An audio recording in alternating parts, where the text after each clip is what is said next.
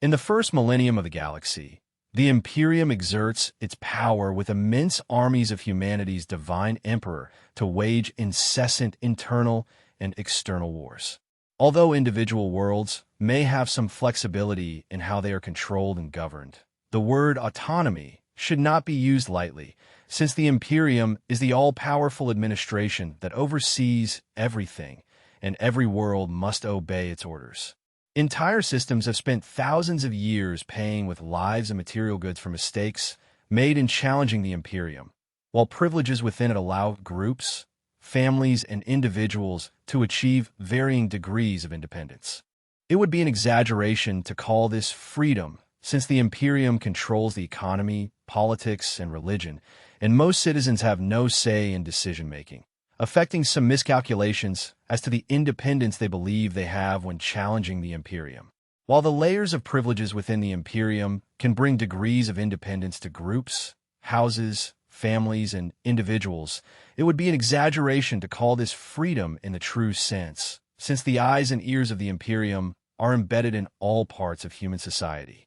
There are always those who wish to exploit the knowledge of those who act outside the norms. Even renegade trainers and inquisitors are still, ultimately, indebted to some authority within the Empire. There is, of course, one important exception to the rule: the Adeptus Mechanicus of Mars.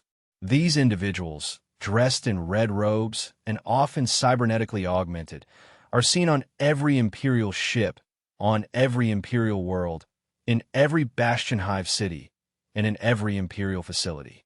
One might think that they are simply another designation of Imperial workers, industry technicians abroad, but one must know they are much more than that. Unlike the rest of humanity, the Mechanicus are not directly subject to the Imperium, but possess thousands of worlds of their own that they govern under their control and independently of the Imperium. Thanks to the power they have been able to retain, they have managed to maintain the closest thing to autonomy. And sometimes it is not clear how powerful the tech priests of the Mechanicus are. And this is likely for good reason and by design, since if there were more active resistance between the Imperium and the Mechanicus, it could be extremely destructive.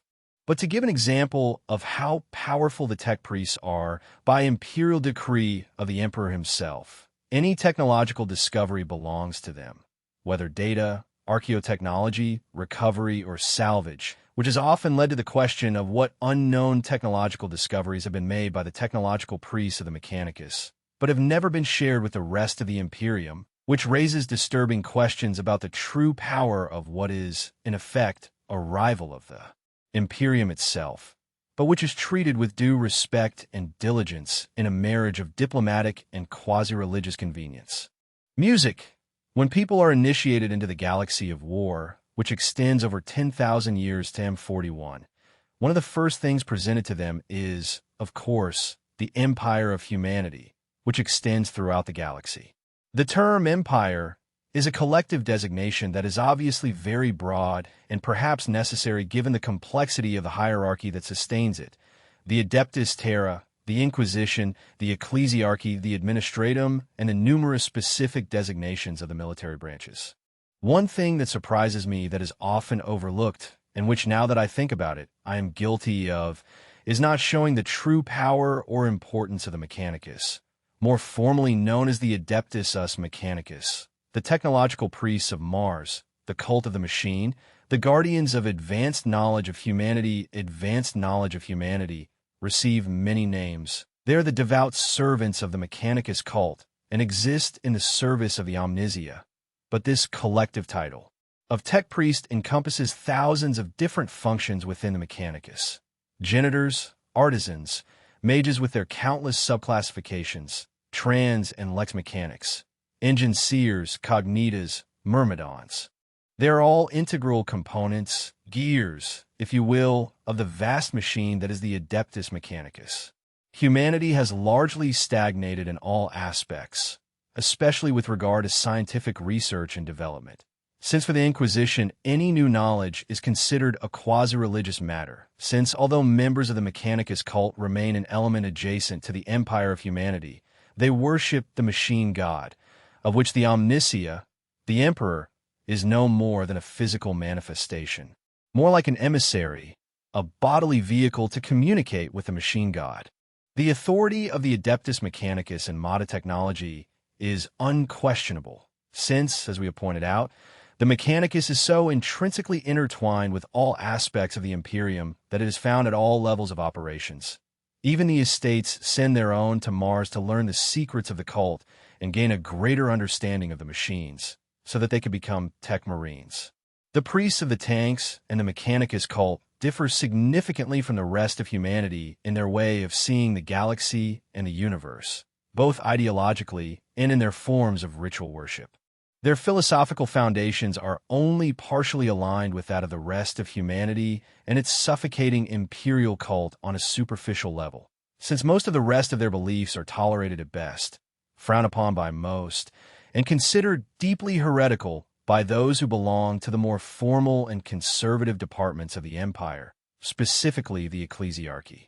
One of the most remarkable things about the Mechanicus is, of course, their appearance and their apparent lack of respect for the organic form, the flesh and bones of humanity, but they have good reasons for this, both in their way of seeing the human form and in what they consider a priority for all of humanity, especially for members of the Mechanicus. Although it is a bit tangential, the way the Mechanicals see themselves in organic forms is directly related to their overall vision and their entire philosophy. So, it is helpful to understand that this apparent lack of feeling toward the human form is, in part, the reason why the servitors and so many other augmented are forged and applied with an apparent disregard for aesthetics or the person's discomfort. I have often heard people ask why in the 40K galaxy cybernetic augmentations or enhancements are performed with such disregard for appearance, without a more polished finish, with a more careful style and cleaner integration with the human form. Basically, why are they so incredibly ugly? And it is true, especially in the case of the Mechanicus, whose adaptations can be quite horrible, crude and rough fusions of machine and flesh, cut faces, exposed teeth, exposed bone skulls. It often seems that the body has simply been torn apart without regard for preservation, only to install the mechanical adaptations as efficiently as possible, which is, of course, exactly what has happened. Unlike the rest of humanity, which has largely retained the view that the human form should not be abused, corrupted, or deformed, either naturally or artificially, with the obvious exception of basic augmatics, which are tolerated as necessary or tolerable and, depending on where the augmentation is performed, can be quite visually sophisticated. The overall vision of the adaptation of the human form became even more entrenched when the religion of the Imperium was imposed, and the abuse of the human body was considered proof of a slide towards darkness, since those who lean towards the things that lie in the warp often consider it necessary to abuse their bodies with scarification and other more grotesque bodily modifications. The Mechanicus has a different view of this perspective. Even the most humble adapted usually have some small level of mechanical augmentation, while the tank priests and their superior mages have a significant amount of augmentations, to such an extent that they may be barely recognizable as human. In addition to augmentations in their bodies, members of the Mechanicus may undergo surgical alteration of the brain to incorporate memory chips, engrams, or electrographs that allow them to store and access a large amount of information and are often equipped with a variety of neural systems and plugs that allow them to physically connect to a localized network of a planet or to any terminal or machine. The tank priests also have access to the noosphere, which is, in effect, a wireless information system that allows the Mechanicus to connect and share information locally or more broadly. The details of this system are not especially well known, but it appears to originate in the dark age of technology, the essential and fundamental system for the Mechanicum and, later, the Mechanicus. It was discovered by an explorer before the Great Crusade, along with the secrets of energy transfer, atomic restructuring, chemical engineering, and, most importantly, the evolution of human cognition and digital communication through this sphere. When using this sphere, the tank priests can absorb and share information in a form of collective consciousness. It is often a tacit but vitally important aspect of the Mechanicus, and that makes its considerable increase in necessity, since it allows them to remotely control different departments, stores information about the movements of the enemy and allies, and gives them an overview of what is happening, for example, in their area of a forge world in an emergency situation. But beyond that, it is simply a very efficient system for sharing information with their fellow tech priests. As for its form, not all tech priests share the same opinion, and a lack of care is not the same as heretical abuse. The biologist magi of the Mechanicus are dedicated to the belief that the human form is in itself worthy of reverence. Their own creed states that the genetic structure of humanity is as the Emperor, the Omnissiah, conceived it, and therefore, any unnecessary alteration of the human genetic code is very offensive to most ordinary citizens. The appearance of most members of the Mechanicus would be quite frightening, and for this reason, among others, it is quite normal for high-ranking members of the Mechanicus not to be seen by ordinary humans, which is certainly better when it comes to the tech priests, who have reached centenarian age and whose physical organs are barely kept alive thanks to horrible rejuvenating elixirs, which at that time are the only thing that can really nourish the mortal flesh that remains in their bodies. However, the sight of such monstrosity is something that most humans would wish to avoid, and, fortunately, something that can be easily explained with a very reasonable and not entirely false explanation. The high-ranking members of any organization have no reason or desire to interact with the humble members of humanity, so they have technological adepts who do it for them, and thus most of humanity sees the Mechanicus as very similar to themselves, especially in the day-to-day, where perhaps the most extreme members of the Mechanicus with whom they can meet only have quite superficial adaptations that differ very little from anyone else. Or take the quality of the augmetics and perhaps their specific purposes, and it is one of the simplest aspects.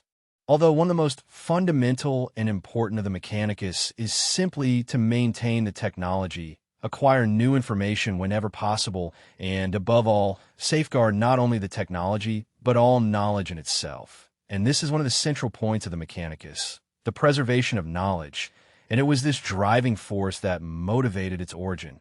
So, in the contemporary period, the Mechanicus continues to value the preservation of knowledge and the technology that it allows as something sacred and essential for the continued existence of humanity. Of course, this is an extreme simplification of what the Mechanicus believes, since its machine religion governs everything. And it is an enormously complex structure of rites and ceremonies that remains largely unknown, hidden and conceptually intangible to the rest of humanity, with the exception, of course, of the liberal use of incense and the simple act of praising, pleading, and begging a machine to function normally. Something very understandable and a tradition deeply rooted throughout humanity, although perhaps without the incense. The Mechanicus is well known for its ability to forge and preserve technology for humanity, from something as humble as a servitor with basic augmetics to the immense divine machines of the Titanicus and the gigantic Gothic ships of the Imperial Navy. The Mechanicus remains dedicated above all to the preservation of knowledge. And it is for this reason that they very often augment themselves so extremely that some have even merged with others to ensure the continued preservation of knowledge that they themselves contain and understand. And here's where someone could incorrectly use the classic quote and battle cry of the Iron Hand Space Marines: "Flesh is weak," which I always like to remind people, as it is mistakenly attributed to Ferrus Manus, and, moreover, it is taken too literally. I just wanted to explain it briefly, and I'm aware that it is a small digression, but it is something relevant. The Astartes of the Iron Hands believe that the death of their leader, Ferrus Manus, was due to his emotions clouding him, and, unlike others like Angron, they used his emotional fury as an almost defining trait of Manus, which led to his demise. The Iron Hands consider that the cold and emotionless function of technological adaptation is, therefore, stronger than fragile human emotion. Of course, there is certainly also something in that about the literal weakness of the human form compared to the mechanical, but this is really a secondary consideration. Finally, the quote itself, "Flesh is weak," does not come from the pre-March Iron Hands, but from Vulcan of the Salamanders, who is responding to Manus. The full quote is, "Flesh is weak, but deeds endure." Vulcan was trying to point out that although individuals may die in the struggle to preserve humanity, the legacy of what they have achieved will endure throughout the history of humanity, which has always seemed to me an interesting and applicable message also to the Mechanicus. Perhaps it is a somewhat obscure digression, but it is actually quite relevant to the philosophical vision of the Mechanicus. It is simply that they can take it more literally, but both perspectives represent the motto of the Iron Hands or fairness for the Mechanicus, because although the Mechanicus can also say that the flesh is weak for them, this is certainly a more practical and primary reasoning, since they consider biological forms to be extremely fragile and easily damaged. So they seek to avoid it and ensure that an individual's knowledge and experience can be preserved, since they consider this to be the most important thing above all. To this end, they may understand that their machine god has provided them with both the knowledge and the technological capacity to prevent their loss. And this is one of the reasons why, over time, the Mechanicus is considered to augment itself considerably, in addition to the additional ritual benefit of bringing them closer to the machine god, since, as they augment themselves, they become more machine than biological beings. For this reason, the oldest members of the Mechanicus can be accurately described as barely human. For members of the Mechanicus cult, their physical form embodies all of their philosophical and religious knowledge. Becoming less human and more machine is very symbolic for them and represents their ascension to a more perfect form, not only in a practical or literal sense, but also metaphysical. Music for an Empire of M41, the Mechanicus homeworld of Mars stands as the ultimate forge world for the Adeptus Mechanicus. Its immense factory hives now exist to produce most of the equipment used in the Imperium. The vast orbital ring that surrounds the equatorial line of Mars is used as an orbital manufactorum that revolves around the planet. Fleets of spaceships of all kinds emerge from these enormous floating docks, while other ships from all over the Imperium visit what is believed to be one of the largest, if not the largest, objects built by man in the entire galaxy. The surface beneath is now hidden by millennia of construction. The lower levels of the factory cities of Mars are supposedly the place where the first hive cities originated. Some of them are complete ruins, while others have been converted by successive generations of development, and the lower levels and disused districts have become ghost towns with skeletal structures. Mars exists as a curious contrast of new plastisteel towers and even advanced crystalline materials, dotted with abandoned and heavily deteriorated industrial areas, shrouded in a perpetual fog, where deserts cover vast parts of the sprawling cities, which are as large as entire continents, as I already told in the video, The Rise and Fall of the Mechanicum, years ago. The origins of the technological priests have been passed down to new generations through their data stacks and their illuminated hollow scrolls. But solid evidence of what happened during the fall and subsequent rise is fragmentary and contradictory. Their oldest records suggest a long-forgotten era of technological wonders that can barely be imagined, let alone matched. In later millennia, of course, the Imperium and the archaeologists of the Mechanicus refer to this era as the Dark Age of technology. These same records indicate that Mars was supposedly the first planet to be terraformed in this era, which, of course, would have been an immense technological feat only possible during the height of humanity's achievements, and that the famous Red Planet acquired a breathable atmosphere and its sterile desert landscape became fertile thanks to the titanic technological prowess of humanity, according to the technological priests from their own records.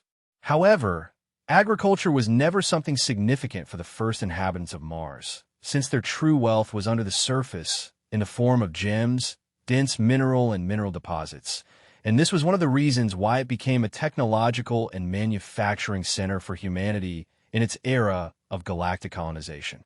Later studies of the oldest structures on Mars showed that the cities spread rapidly across the planet, transforming it into humanity's first hive world. However, all those great achievements collapsed almost overnight on the scale of the great timeline of human history, Because when the era of conflicts fell upon a human galactic civilization that was already struggling to save what it could from its near self-destruction in one of its most devastating wars, humanity crossed a threshold from which it could never recover, and almost everything that had been gained was lost, leaving Mars and all other human colonies shrouded in an era of darkness, from which human civilization would not emerge until some 5,000 years later. Just as everywhere, Mars fell into a state of total collapse, plagued by warp horrors and storms that made interstellar travel almost impossible. This meant extreme isolation, which, in turn, led to a total collapse of interstellar trade and communication networks. Being some of the oldest and most developed worlds, both Earth and Mars were able to manage this disaster reasonably at first. But soon it is said that they even fought each other in a desperate battle for resources that both had long considered no longer necessary as a priority. Such was their faith in human dominion over basic needs, where the technology and stability of their galactic trade systems seemed unbreakable. And I think that in that context, it is always important to remember that humanity during the Golden Age was so advanced that individual worlds were incomparable to anything we could understand, and, as such, many key resources were imported in their entirety, which might seem reckless and foolish to us. But the humanity of the Golden Age was, in every sense, enormously advanced to the point that the mere idea of basic needs for survival, such as food and water, apparently barely deserved to be considered, because they had an almost unwavering confidence in themselves and in their mastery of technology, and rightly so, since at that time humanity was, by all accounts, the most powerful civilization in the entire galaxy. It simply did not foresee that it would be affected by two such extreme disasters that brought humanity to the brink of extinction, as I have discussed. When a collapse occurs, it can happen quickly, and the depth of the fall can be significant, especially in a highly compartmentalized and technology-based civilization. This was the case for much of humanity at that time, which meant that after the catastrophe, only a few highly trained people remained who would somehow pass on some of their knowledge about food to subsequent generations. But the rest of humanity degenerated into what is often called techno-barbarism, a kind of strange apocalyptic era of deadly and cyberpunk races that sounds impressive. We would like to know much more about humanity from that period, but, of course, such destruction means that any record of the dark age of technology is extremely scarce, and historical records of the apocalyptic era of conflict are almost unknown. What little we know comes from the end of this period, around the Terror, when the Emperor and his followers and forces began to emerge during the collapse of Mars, and, as in many other worlds, factions were formed rapidly, realizing the need to urgently compete for resources and search for materials. By the way, there is nothing specific to suggest it, but I think that in this era nothing specifically indicates that all humans on Mars had to be experts in technology. Yes, the planet was focused on technological production as we understand it, but Mars in this terraformed state, combined with the very different nature of humanity at that time, allows us to at least speculate that the population could have been quite diverse in its social stratification, just like the reasons why people live there. Not to mention that, in the highly advanced age of technology, it is often believed that humans, in general, had overcome the need to understand and be able to produce or maintain some of their most advanced technologies, which were probably left in the hands of the AI, of the STC, or other products of genetic engineering. Again, this is speculation, as we have almost no information about this period, but I think it is very plausible. This is only important because it gives us an idea of what the collapse was like, since although after this period Mars would emerge as a world with a population totally dedicated not only to technology and the storage of human knowledge files, but to the actual worship of machines and technology. I have often felt that sometimes people assume that this was already largely the case on Mars before its catastrophic apocalypse, and my feeling is that it is not, but who can say for sure? The reason I think this is because, as the technological priests tell it, society imploded, and this led to the typical barbaric domination of warlords over geographical territories. But more importantly, technology and how to maintain or manage it was apparently lost very quickly, and that led me to think that only a small number of individuals from the entire population really understood those things. which is consistent with what we know about humanity in its golden age, or indeed any highly advanced society, even our current one, to such an extent that there are highly compartmentalized specialists in a function, and without them, things get very bad very quickly. It would be as if we suddenly had a massive global apocalypse ourselves, and I'm sorry, I know that last time I said that had already happened, but imagine that 90% of scientists and engineers suddenly disappeared. The number of people capable of maintaining highly complex critical infrastructures will be drastically reduced to the point of causing widespread failures and destructive events, not to mention limiting their benefits to the population that remained, since simply all the people who would be there to support those systems would simply disappear. In the specific case of Mars, there were additional concerns because its atmospheric radiation shield was lost in the spiral of devastation, which caused the planet to be lashed by intense solar radiation, which, in addition, killed or severely damaged the DNA of much of the population, in addition to destroying any fertile land and remaining flora. The survivors, who until then had been fighting on the surface for territory and resources, were forced to take refuge underground in the forges to escape the harmful effects of radiation, which led to an almost sectarian importance being given to the expert technicians of Mars. However, in reality, this translated into what is told from the Mechanicus perspective, a selfless devotion to maintaining essential systems and rising above the anarchy that had consumed the world. Science quickly became so important that it became a central and devoted cause of its own existence. And, over time, this community of survivors emerged as the most powerful on Mars. Science came to be venerated in their cult group, and, eventually, the so-called cult of the machine god emerged.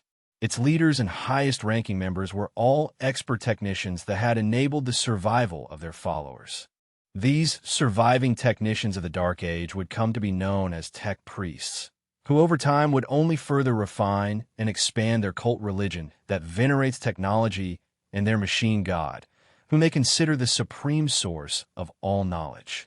It is possible that, due to the severe damage caused by solar radiation, this was what initially led them to begin replacing parts of their bodies with artificial mechanical alternatives, and it was this practical need that was later expanded philosophically and symbolically to become the religious belief of the cult that the value of a single man is only the sum of his knowledge, which means that his body is simply an organic vessel, a machine capable of preserving intellect, but for a limited period, given the situation faced by humans trying to cling to their own survival.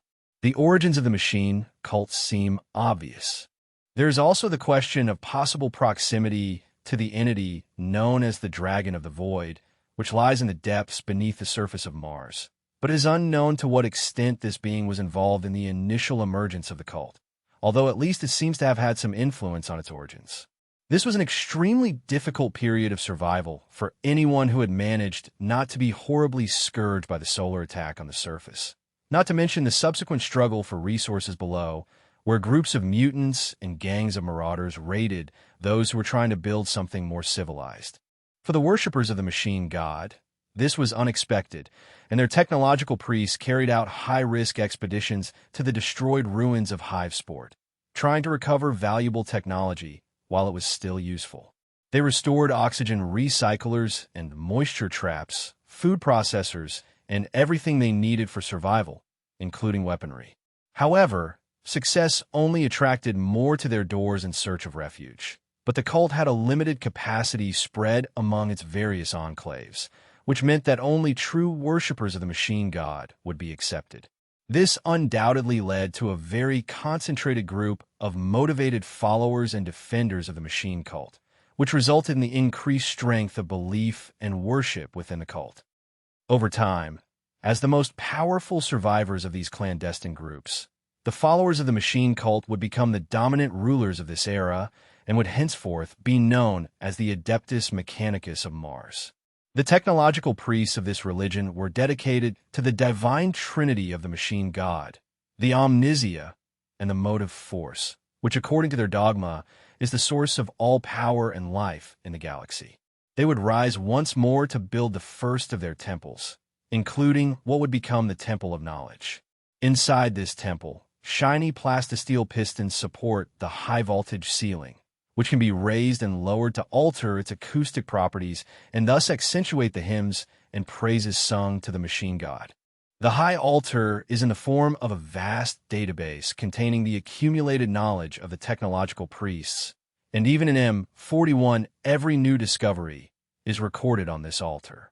All the temples of Mars and the Forge worlds are connected to the altar by a living transmat link, a psychic server whose mind unites all the altars of the Adeptus Mechanicus into a single sacred machine entity. When the technological priests began the construction of these temples, they also began to lay the foundations for what they envisioned as the essential military arm of their cult.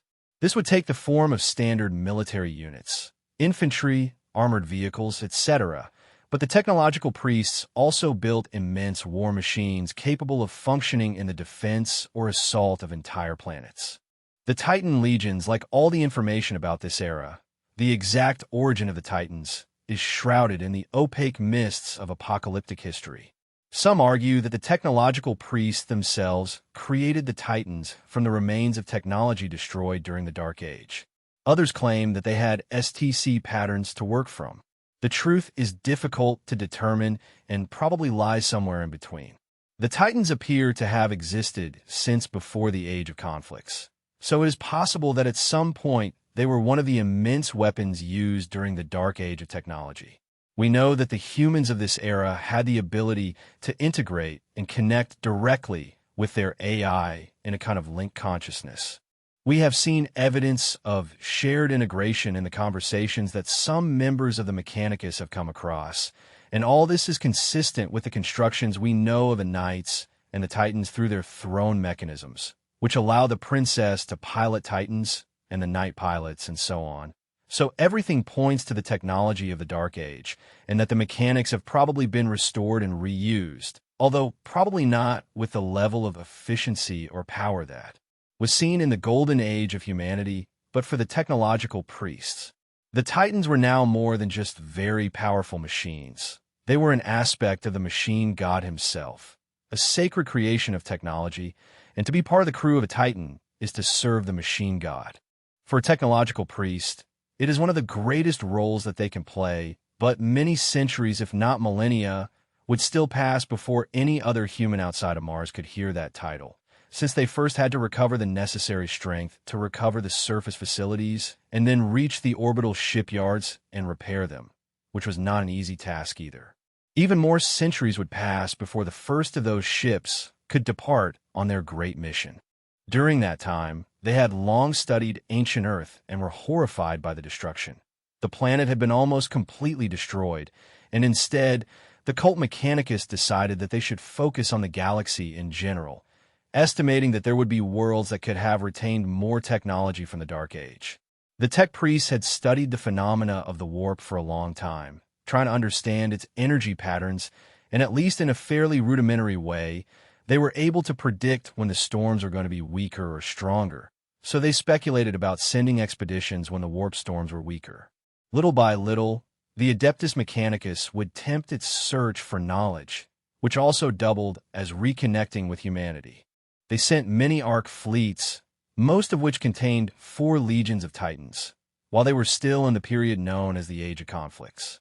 Many would be lost in the extreme turbulence of the warp, but others successfully established colonies that would become new Forge worlds protected by their immense legions of Titans, which would be essential not only for the immediate moment, but later for the survival of humanity much further on in the future. Regardless of the worlds in which they were located, the tech priests of Mars knew that their mission was clear: to secure in the name of their faith all knowledge, and that this search could be justified by any means and at any price.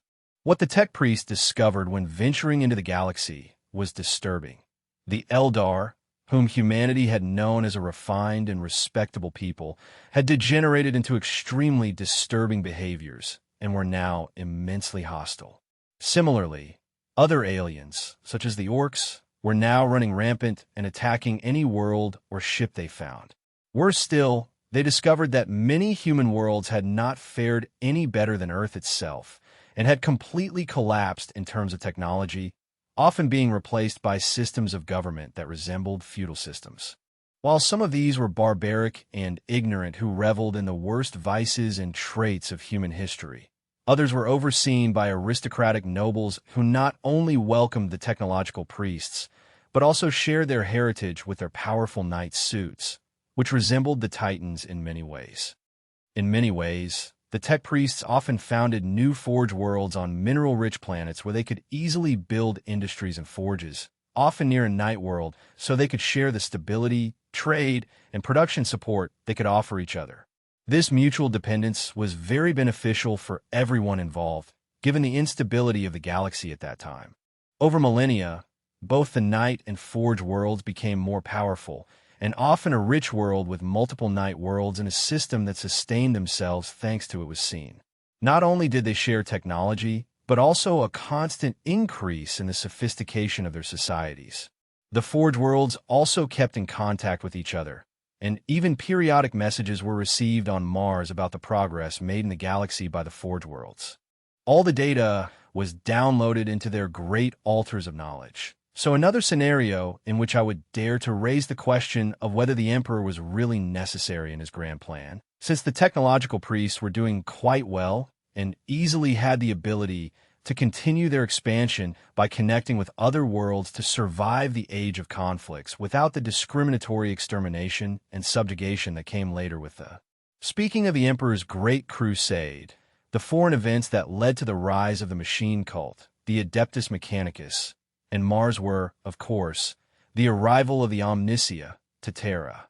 It was the time of unification, and from among the ruins of the apocalypse, a figure known only as the Emperor emerged. This individual seemed to have achieved the impossible, uniting the warring tribes of the ancient homeworld. Mars had always closely watched the Terror, especially since it had been an easy target for the scavenging for centuries. But the leaders of Mars received an unusual message in which this figure, the Emperor, wanted to contact and even visit them. There was an intense debate about who this being was and how they should receive him on Mars. For many within the cult, the ability and knowledge that the Emperor had demonstrated in conquering Earth was undoubtedly proof that he was a representative of the machine god. Others argued that it was actually a divine intellect that they had prophesied as the Messiah, but the sect was divided. Some members did not accept such a vague declaration of this Emperor as the Omnissiah, and the divisions worsened, even leading to a small attempted coup by senior technological priests, which however obtained little support and was quickly suppressed. Why did the Mechanicus sect consider the Emperor as a divine figure and not simply as another successful warlord of ancient Earth? Well, it all comes down to his ability to demonstrate his understanding and manipulation of technology, since for the technological priests, the Emperor was the only one who could have created it. The technological priests is the supreme manifestation of divinity. All creatures and artifacts that embody knowledge are sacred to them. The Emperor was clearly the ultimate object of this cult, so they considered him omniscient due to his seemingly limitless knowledge of technology and his ability to fix things just by touching them. These references point, perhaps once again, to what we know of the advanced systems of the Golden Age, which may well have had systems that work to some extent with biointegration far beyond our understanding. But whatever the Emperor is, he certainly exists as a technological genius who went through the Golden Age and may have had access to or experience with this advanced technology. The flames of battle were still burning in the factories when a manufacturer general and the Emperor signed the Treaty of Mars to formally ally the two empires and guarantee the sovereignty of each under the terms of the treaty. The Mechanicum was tasked with supplying 2 ships of weapons and war machines needed for the Great Crusade and for the defense of the expanding Imperium. In return, they demanded that the Emperor's forces hand over to them all the technologies they had discovered up to that point. As we enter the last ones, they hand over to them all the technologies they had discovered until then. As we enter the last days of the critical development of Martian history, the designation of Mechanicum or Mechanicus is something that I always feel I must point out, as it is often misunderstood and misused, but it is actually very simple. Until the dark period of the Horus Heresy, the tank priests of Mars were known as Mechanicum, but their religion, which had originated before that time, was the cult Mechanicus. During the heresy, the Mechanicum was divided by the loyalty of its leaders who sided with Horus, and many Forge worlds did not align with the traitors who believed that a new era of freedom would come with the War Master's vision for humanity. So there was often an exodus of technological priests from the Mechanicum to the Terror, where they would eventually assign themselves a new leader and develop a new designation, the Adeptus Mechanicus. It was an extremely painful time for the refugees from Mars, as they had to see huge resources being allocated to fighting the traitors and defending the Terror, but not to the liberation of Mars itself. Eventually, of course, the planet was reconquered and the traitors expelled to the Eye of Terror. Many members of the Mechanicum survived there and would become what is known as the Dark Mechanicum, but significant damage had been done and an incalculable amount of human knowledge was lost once again. This is the simple difference between the naming conventions of one, which is before the division during the heresy, and the other, which is after the heresy, when it would become the Adeptus Mechanicus. It's as simple as that. Music. Since emerging from the ashes of Mars, the cult Mechanicus and the tech priest have forged their armies with the desire to never again see the devastation that befell Mars during the beginning of the Age of Conflicts. Furthermore, with their new faith in the machine god, they would protect all knowledge at any cost. Protection, of course, meant military power, and over the millennia they have emerged as an immensely powerful faction alongside the Imperium. Not only knights and titans, but entire armies of infantry made up of units such as the Skitarii, battle servitors, and even their gigantic robotic constructs, which often look very suspicious in the eyes of the non-Mechanicus. The origin of some of these technological wonders is not something that is easily revealed, because, unlike the Imperium, which has a habit of documenting everything that happens in its history, including the origin of units throughout the galaxy, the Mechanicus tend to keep their cards close to their chest and only reveal what is strictly necessary. Their basic infantry, the Gitarii, for example, remains a closely guarded secret among the Mechanicus. Some of them are believed to be grown or cloned, something we have already learned previously in the case of Creek, which is very frowned upon outside the Mechanicus. But within their own walls, it is apparently a completely different matter. Other unfortunate recruits for this Gitarii may be recruited by convicts who have had their minds erased or warriors handed over as punishment for failure or desertion. Regardless of their origin, they will all discover a new fanatical faith in the Omnissiah, whether they want to or not. The exact process of creation of the Skitarii is not widely documented, probably for good reason, but it is reasonable to assume that it is comparable to that of the servitors, which is a rather distressing production line of bodily sterilization, chemical cleansing, and complete augmentation. Visibly, they have pale bodies of wrinkled flesh and roughly sutured cybernetics, again suggesting a production line creation process.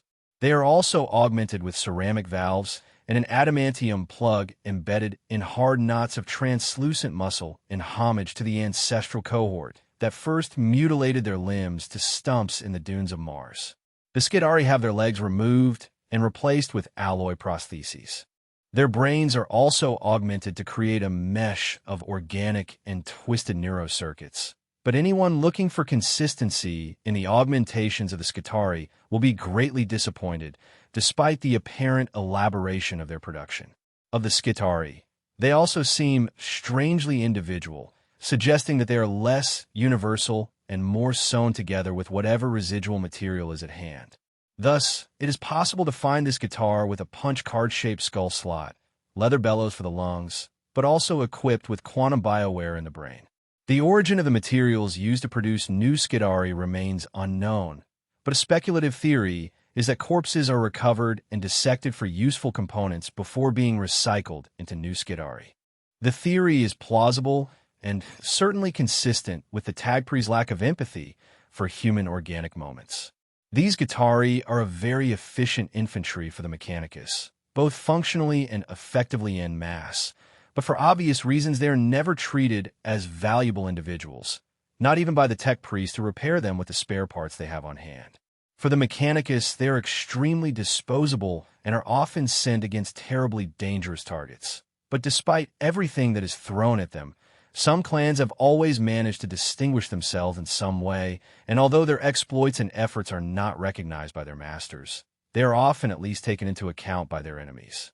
Yes, the tank priests are not afraid to lead from the front, and, in fact, can be extremely fierce combatants, often surprisingly underestimated by their opponents, perhaps because very often they're simply one more element of, for example, a military force or destined aboard ships of the Imperial Navy, but when they fight on the battlefield in the midst of an entire Mechanicus force, the situation is completely different, because while the soldiers of the Imperial Guard may see a tech priest as a powerful and mysterious figure that it may be convenient to keep at a distance and in silence, or within the Mechanicus itself, there's simply another component of the battlefield force. These tech priests are known as engine seers and usually assume a more general role, either managing the servitors or providing technical support with other Mechanicus hardware. They take care of repairs on the battlefield, awaken the spirits of the machines to fight, and are also clad, perhaps surprisingly, in sanctified power armor that allows them to withstand the storm of war while maintaining critical systems in combat. Although any tech priest can be a fearsome opponent wielding their cog-tooth power axes and waving the robotic mechadendrites fused to their spine, these can act as anchors in combat to stab, impale, or lacerate enemies, or more practically, to sneak around and repair damaged vehicles. They are often accompanied by a retinue of servitors who assist them with repairs and provide some additional protection as bodyguards.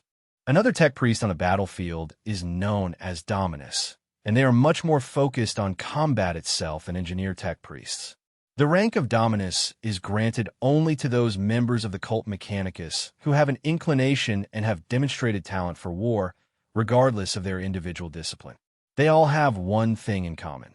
They are experts in command and combat on the battlefields of the grim future.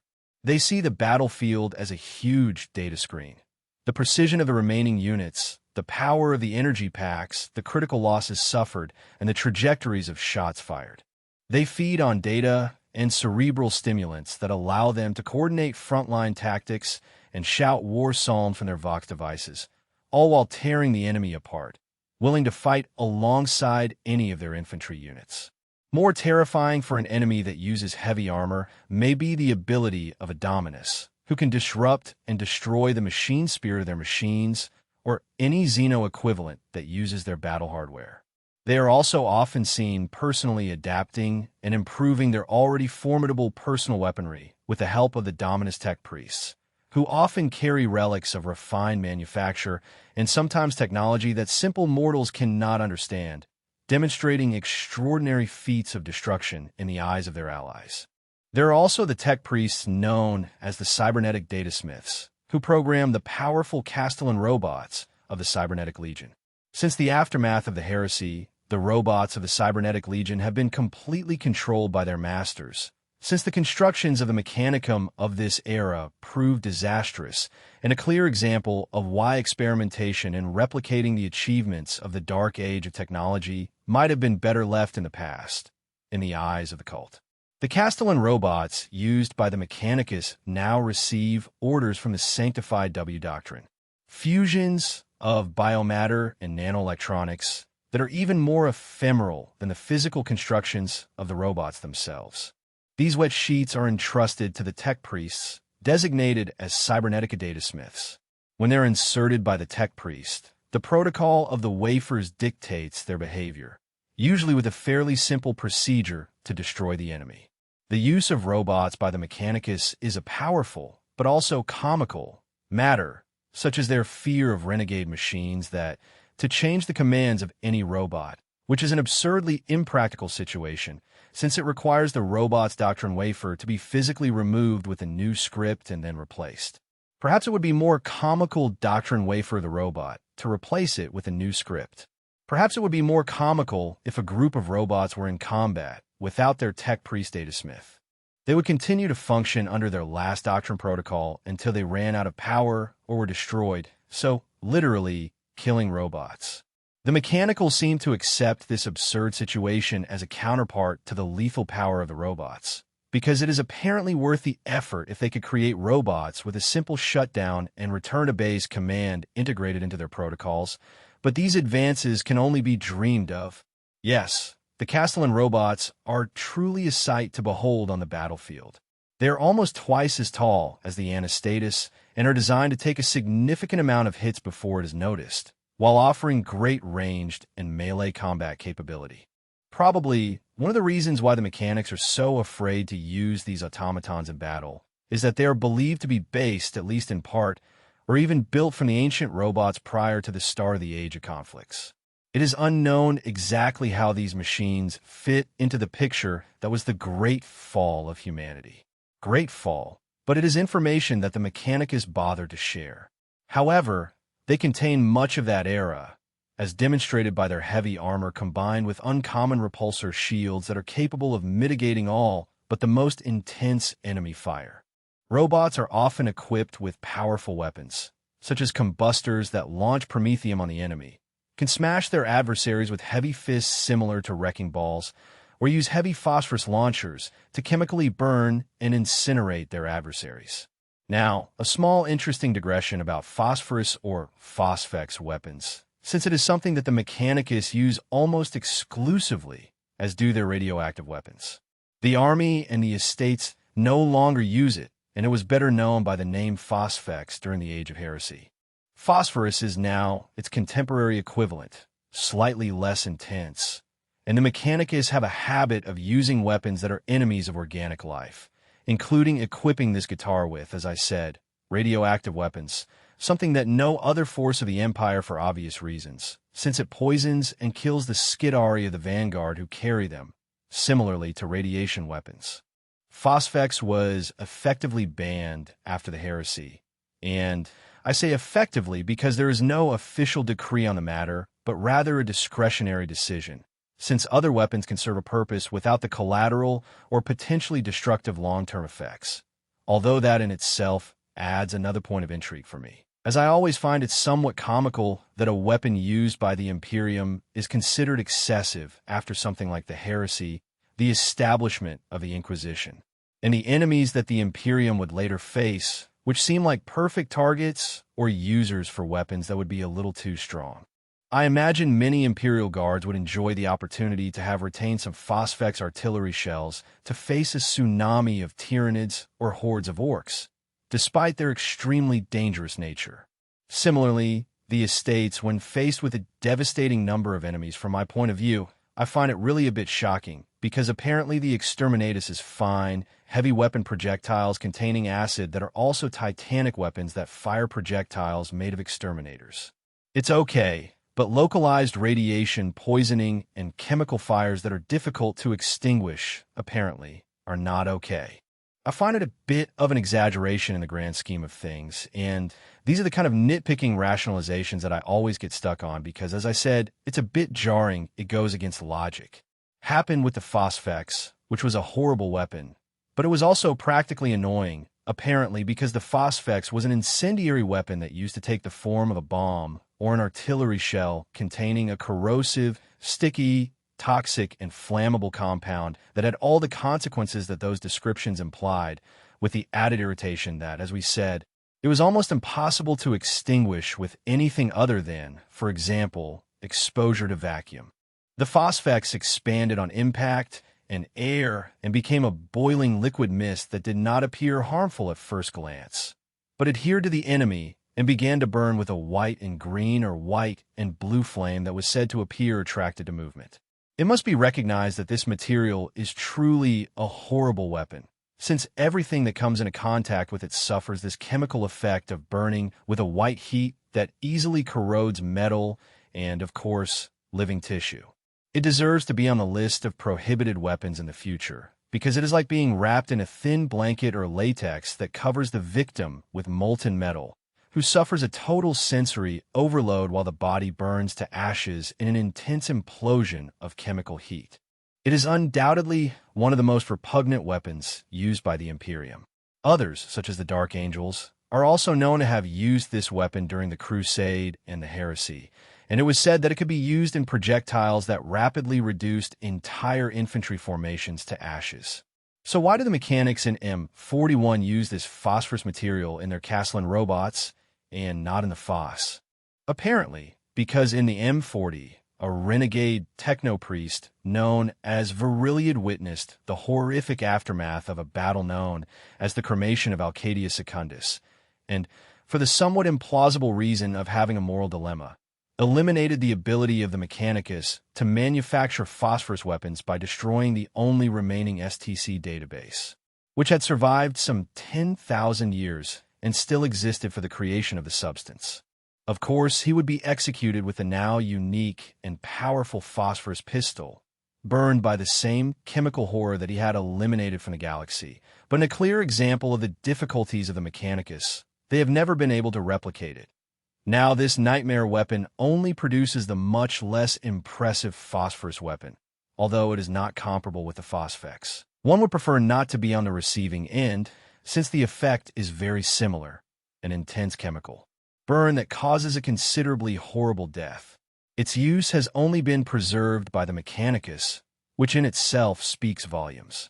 The Elector Priests are one of the strangest subsects of the Mechanicus. They worship one of the three sacred trinities of the cult: the motive force, the sacred transfer of data and instructions through the stratified ranks of the Mechanicus in its simplest form. The driving force is, as it sounds, the electricity and electromagnetic energy that we see in all living beings and that gives them life, but the Mechanicus sees the driving force as one of its three main deities, along with the machine god and the omniscient.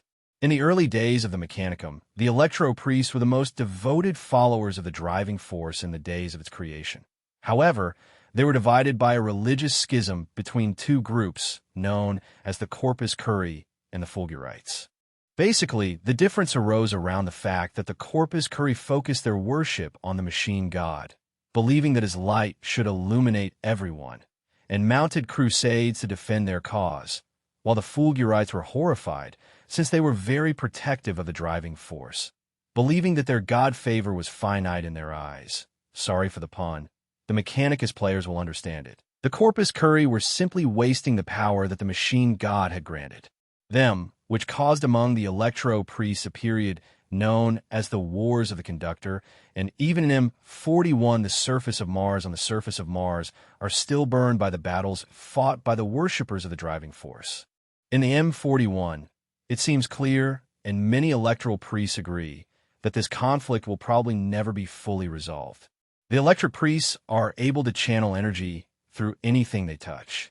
The cybernetic implants in their nervous system allow them to channel electrical energy through their copper-etched palms. The charge accumulates rapidly as the electro-priest immerses himself in an ecstatic frenzy at the height of his religious mania. The truly devout can destroy the enemies of the machine god with rays of living light, or, in the case of the Fulgurites, drain their vital energy in a disturbing way.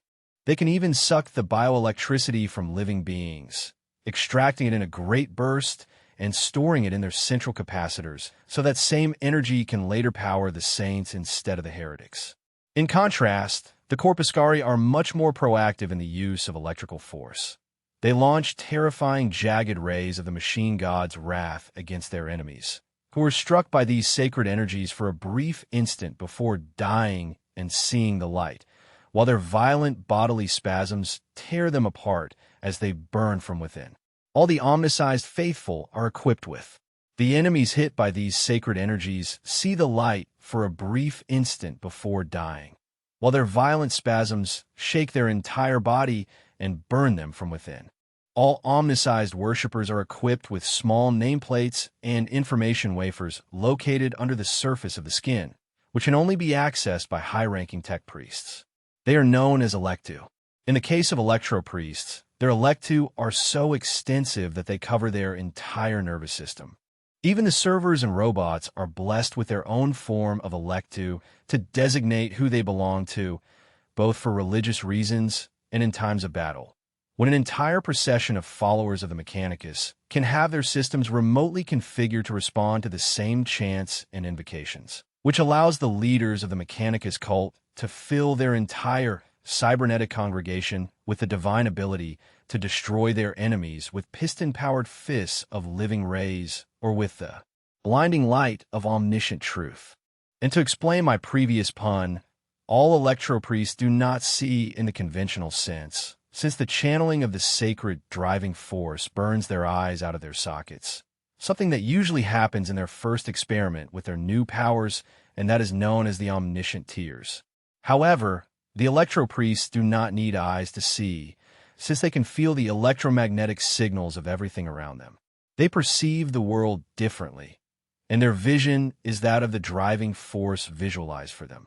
The electro-priests see normal living beings as diffuse ghosts of electrical force, something they can easily change by illuminating them and turning them into burning vessels for the driving force, so that they can remain for a moment in the light of omniscience, something strange for the powerful assets of the Mechanicus in battle, one of which are the Cataphrone battle servers.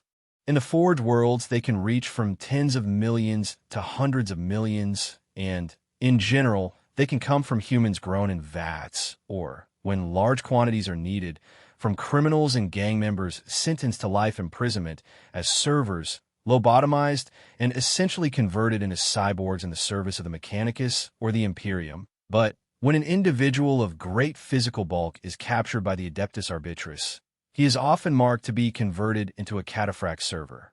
While the grown servers have their place, it was discovered that the battle surfaces require more of the aggressiveness found in humans to be able to successfully manipulate their constructions.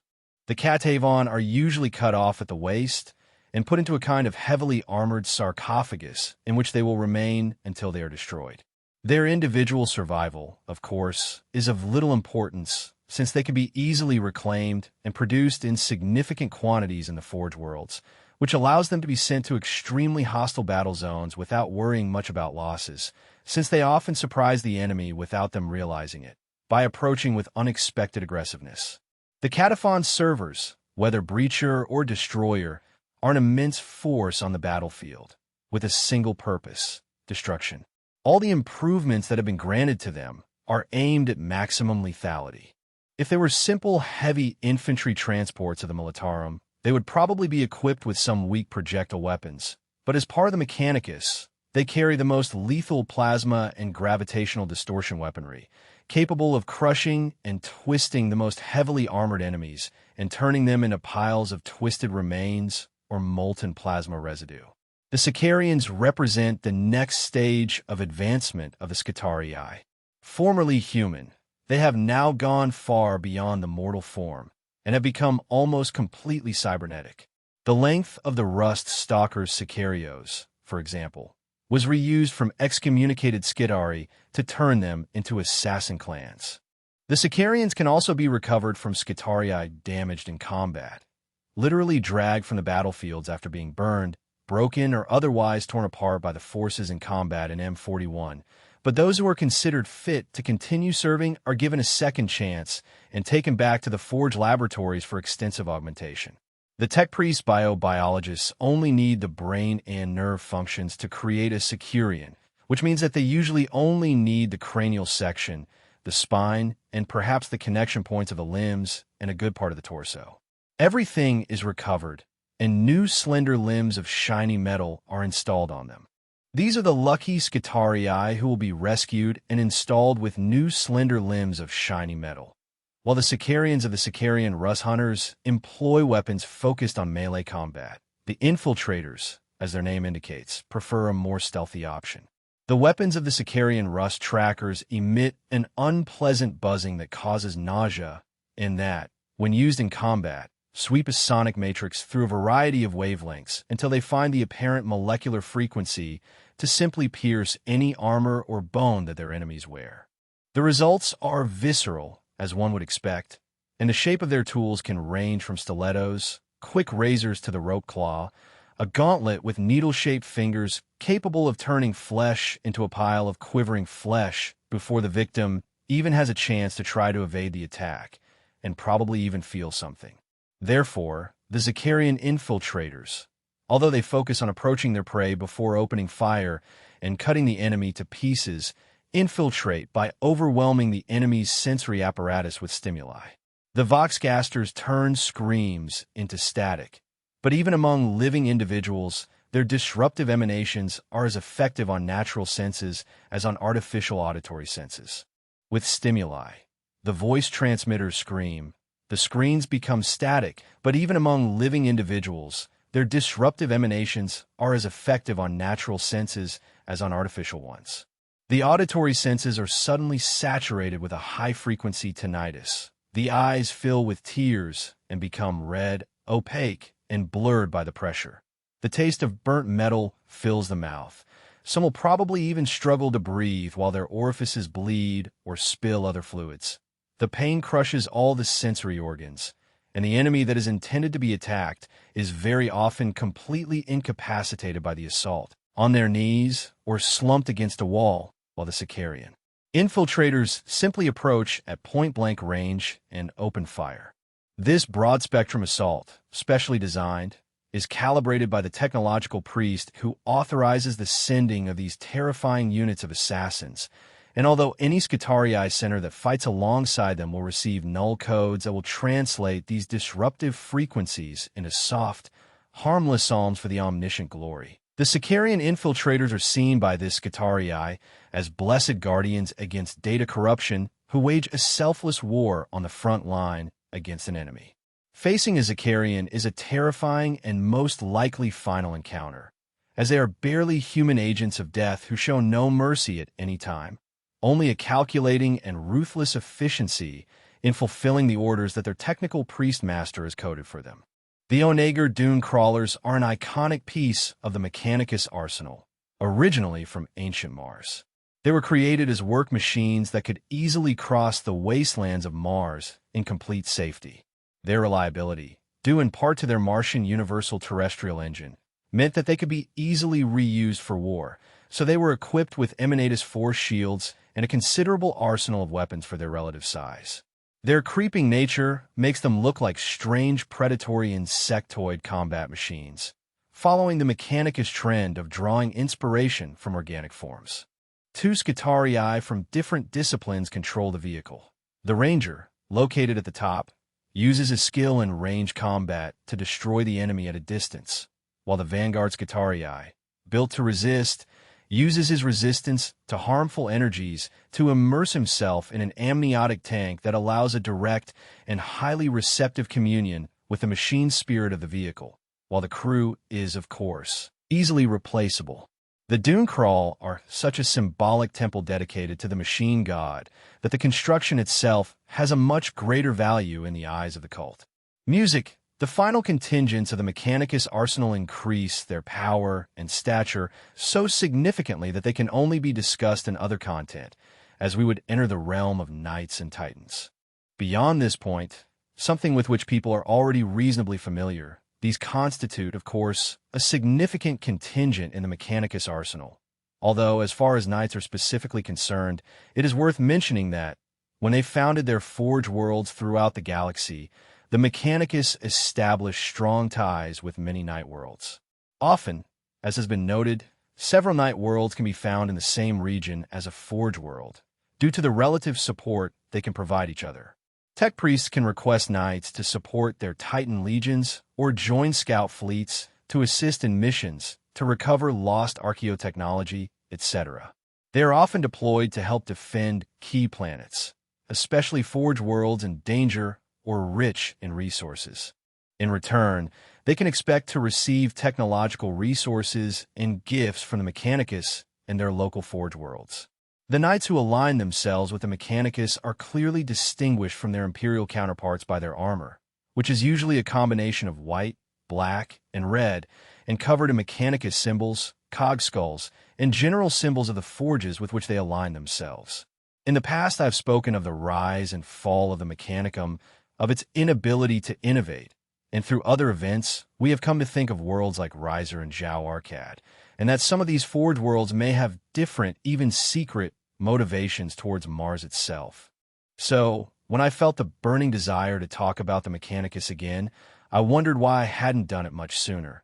And then, of course, the reason occurred to me. Unlike the Imperium, which has suffered great upheavals and conflicts that have shaken the very foundations of its stability and even the very existence of the Imperium, the Mechanicus, if given reasonable leeway, has not changed significantly since its division during the heresy, and, before this, the original alliance with the Emperor. Yes, the oldest members of their order have come and gone. Struggles have been fought on individual worlds, and the pain of disability and its survival have been shared by the Mechanicus in its symbiotic relationship. But in this time, the objectives of the Adeptus Mechanicus have changed little. Their strength is often the agreement to fight alongside the Astra Militarum, the Status, or any of the other militant forces of the Imperium. But those who go to war in the name of the Omnissiah, of course, have their own specific objectives to fight for. So, in general terms, nothing especially significant has happened with regard to the Mechanicus. Of course, there are always bumps in the road, but nothing catastrophic.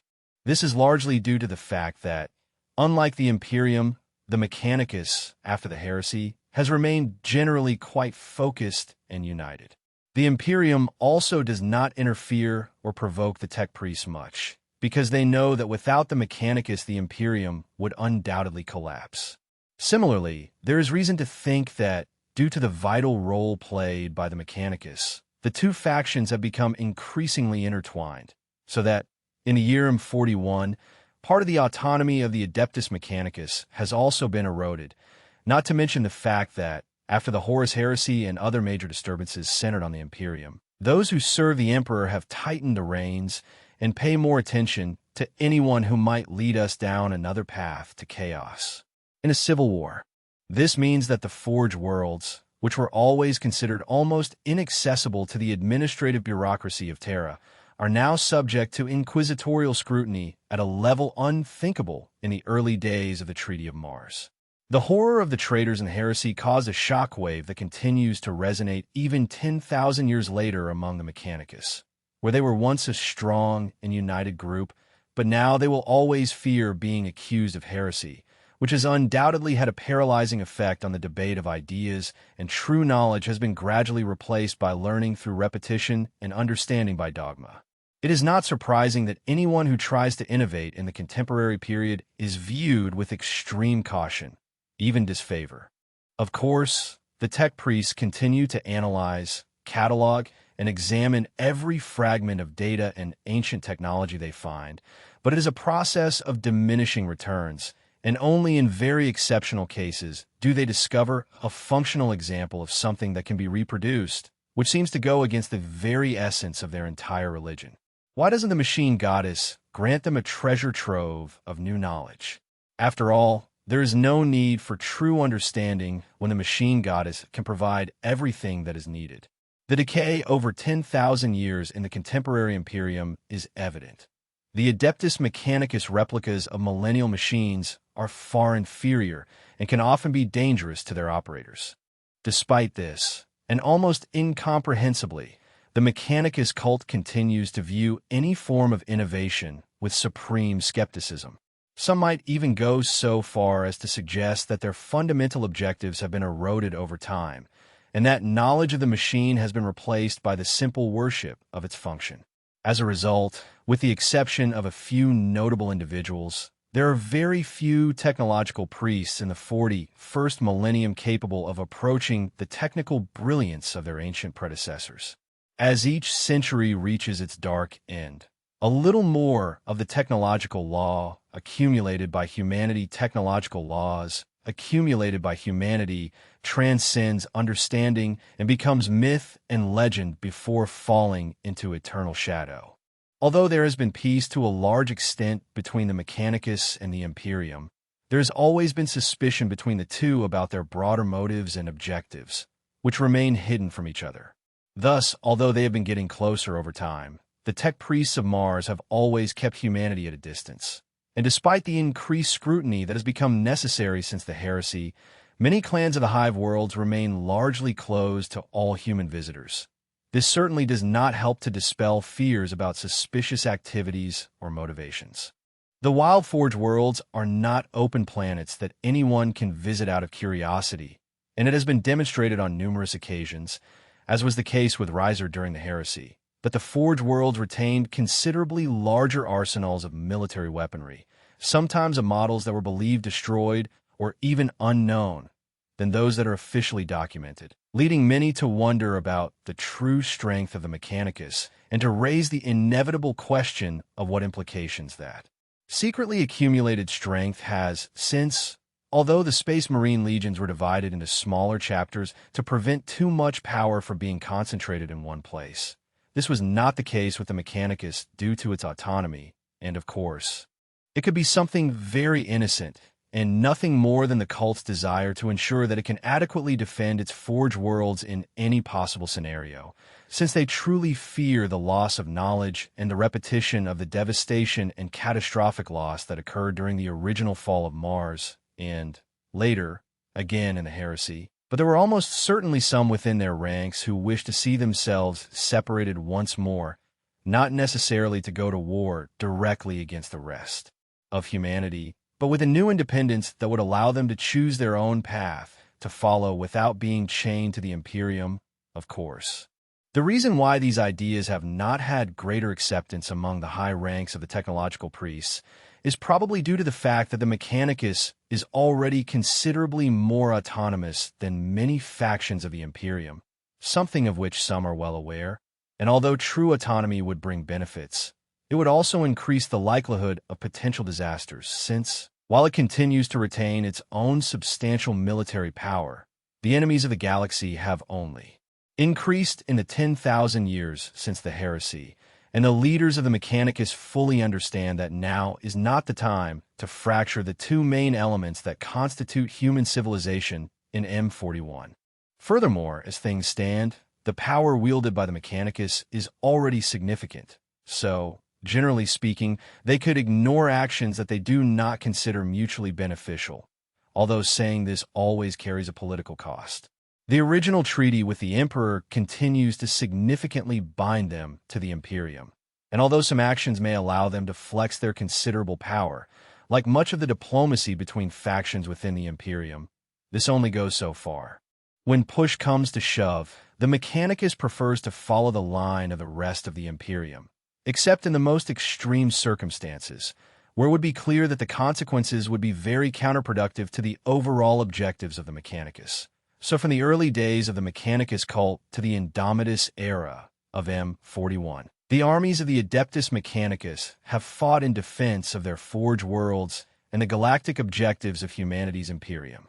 But the Mechanicus are not mere guardians. The tech priests continue to wage aggressive campaigns that consumed entire systems in war, in their relentless pursuit of knowledge, a mission they carry out both individually and collectively, and the tech priests refer to this simply as the search for knowledge. This in itself sounds quite simple, but as with most things within the cult, it is more nuanced, as they believe that the ability to understand and use knowledge is in itself the basis for measuring intellect. Their fourth universal law states that intellect is the understanding of knowledge. The observation of Mechanicus is that the search for knowledge in itself sounds very laudable, but without the ability to understand the knowledge you have discovered, whether in a data file, a holomat, or any other piece of archaeotechnology, you may be able to appreciate the value of what has been found, but it has some importance, but without the understanding necessary to understand it. It cannot be considered true intellect from a perspective of the technological priests.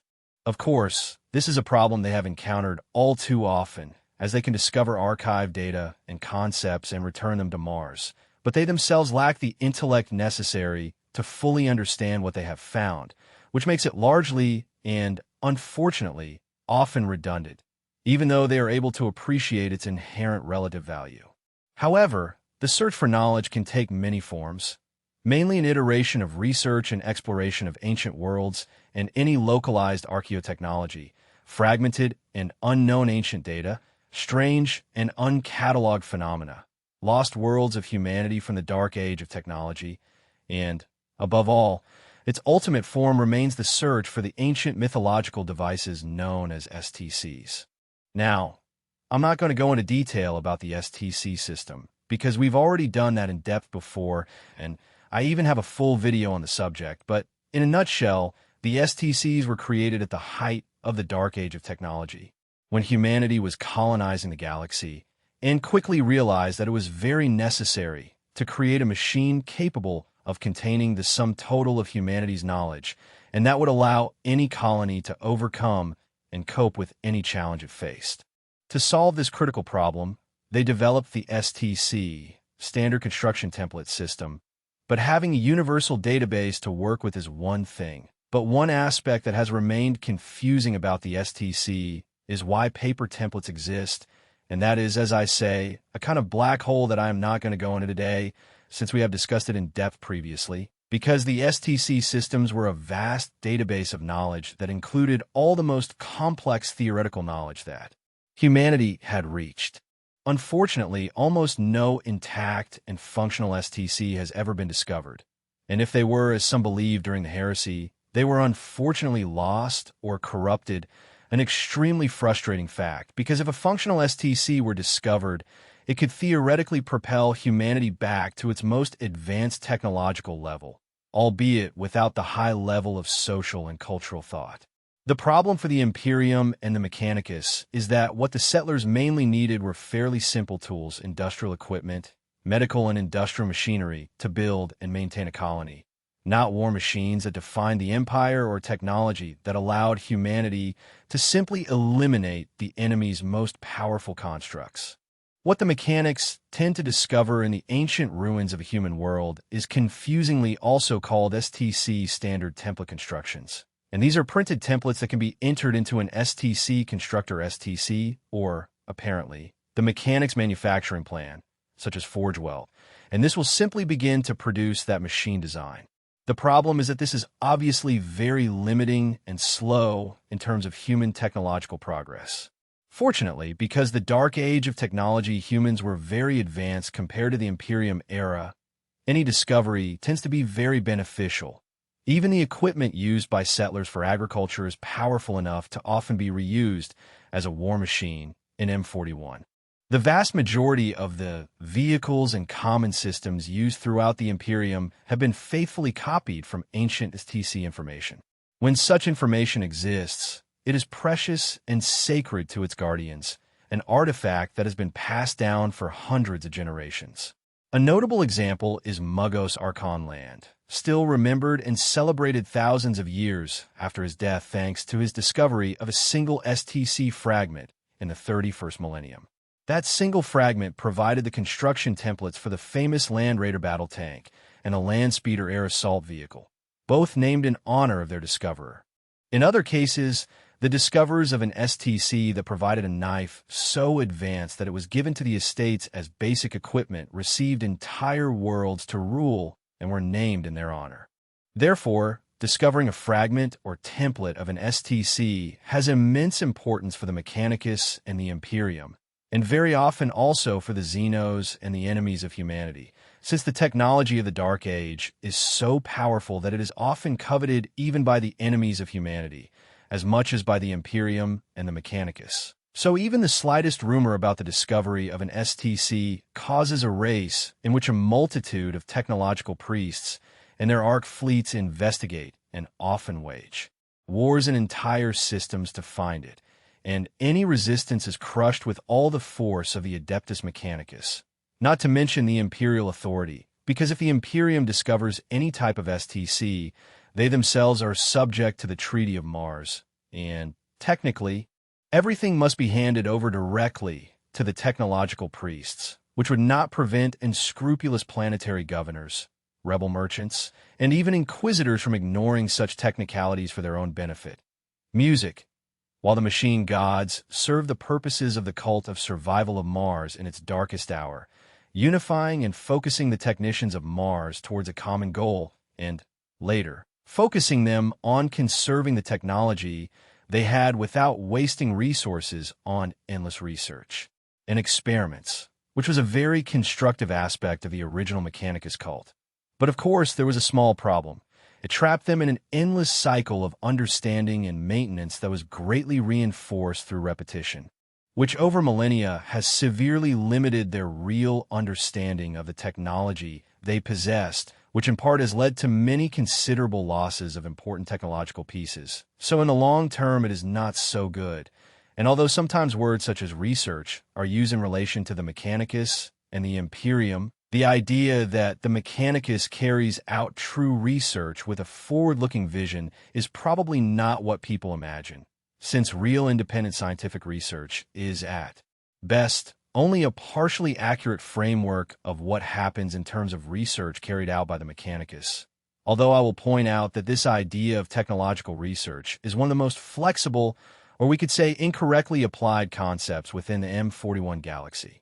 The only real answer to the question of whether humanity is engaged in technological research in M41 is to say yes, but also no, or a vague perhaps, and I will explain why this is such an unsatisfactory answer. The first point is that simply the Mechanicus cult, according to its origins, arose from a need to preserve and maintain existing technology, not to create it, since that was not an urgent need then. The technological priests were undoubtedly more innovative than those of M41, but that means they possessed the knowledge that would allow them to create genuinely new technology. Furthermore, that was not what they were focused on then, but on their mere survival. And when you focus on something like that, it gives you a lot of time to think beyond or necessarily right things. In fact, this is in itself an open question. We do not know the hierarchy of technology and scientific creation during the Golden Age. The Dark Age of technology, for example, much of the cutting-edge technology that we produce today is only possible thanks to extremely complex computers and, in the future, also to AI. So it is very likely that during the Dark Age of technology, humans have become quite redundant, and that the systems they created had, in fact, a greater knowledge of technology than their creators, which caused a power imbalance. The classic AI narrative, and this is, of course, a possibility of how they ended up in a downward spiral of war with AI, the Iron Man. So it is important to remember that the Mechanicum arose from Mars as the Mechanicus cult, dedicated to preserving the technology that gave life and that was literally essential for their survival. And over time, it became a religious cult that saw technology and knowledge as a spirit really granted to humanity, instead of arising from the minds of humans. And that detail is very important because it makes me wonder why the Mechanicus cult became creative and innovative with new technologies. To be fair, they did to some extent, but not nearly to the level that allowed Mars to recover an appearance of what it had been. Nor did they revive AI or any of the extremely advanced systems of the Dark Age of technology. Instead, they kept rummaging in the dust for remnants of what had been before, hoping to somehow convince the spirit of their machines to work. I think it is very clear why the cult and the machine arose on Mars in the first place. It is because those who had survived had a certain level of technological aptitude, but nothing like that of those who were at a higher level during the Dark Age of technology.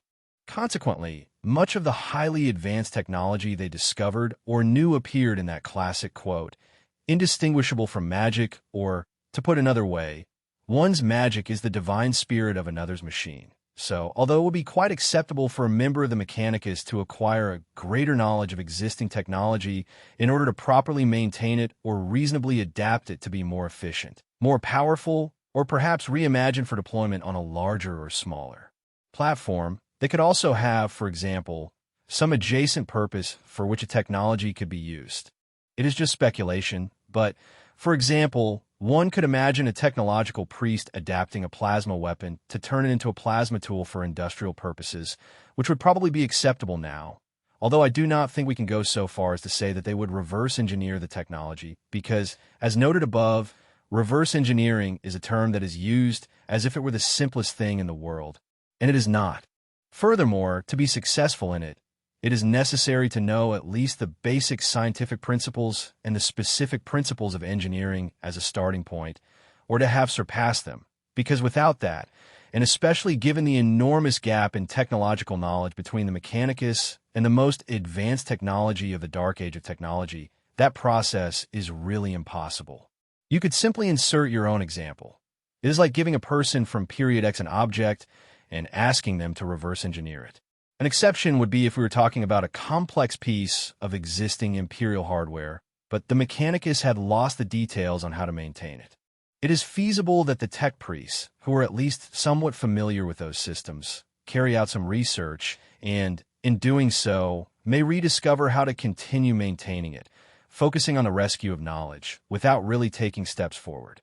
The point is that this is still very far from what we generally understand by research, since normally that means using existing knowledge to innovate and produce new experimental ideas that may or may not bring us advances and benefits in general for the non-marginal members of the Mechanicus.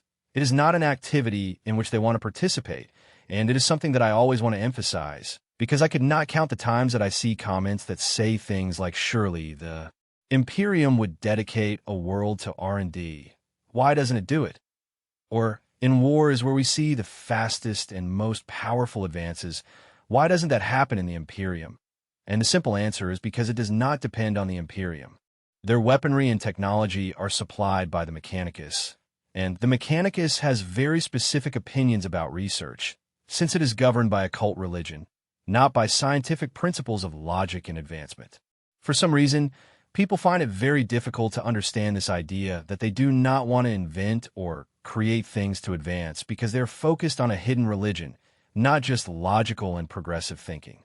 This is the fundamental reason why they cannot take advantage of their existing levels of knowledge and take the next step. But is it really such a heretical concept? Well, for the Mechanicus it is, because it is part of their core beliefs that the machine god has provided them with all the technology and, in fact, all the knowledge. So why waste time trying to create a pale imitation when divine gifts have already been bestowed by your deity in many ways?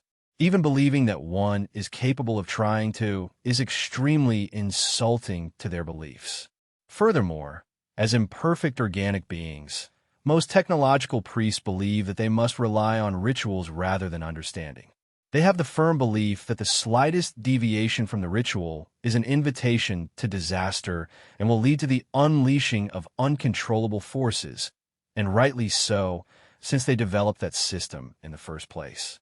Imagine it like this: a massive human apocalypse, a small percentage of the population survives and miraculously discovers a step-by-step guide, 1, 2, 3, on how to start a nuclear reactor, and that reactor can supply energy to all the survivor cities, but none of them has any idea of engineering, science, or nuclear energy, except that it is very, very, very dangerous, and that in the past it caused massive destruction and devastation, but they see that following this manual is going to be beneficial enough to make it worthwhile.